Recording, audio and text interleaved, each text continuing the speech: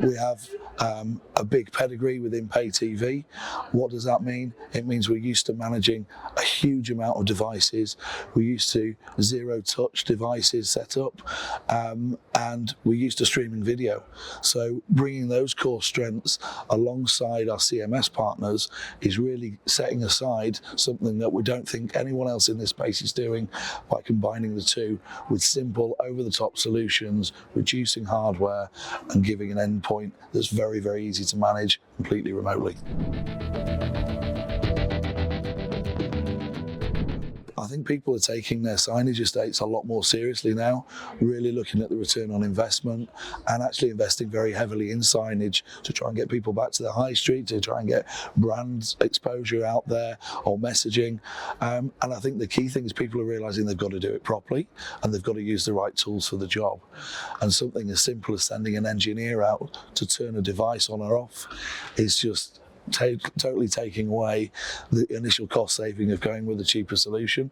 So I think people have been stung maybe in certain scenarios like that, and really seeing the value in having a quality piece of hardware, but more importantly the ability to dial in, diagnose problems from anywhere in the world and fix them very, very quickly, giving very limited downtime and obviously reducing a huge amount of costs for sending an engineer over to site for something that's normally very, very primitive.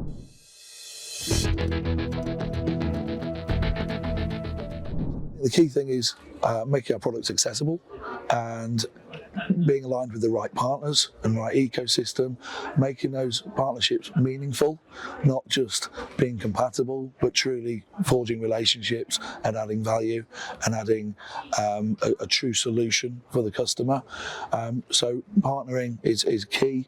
I think the second thing is making things easy.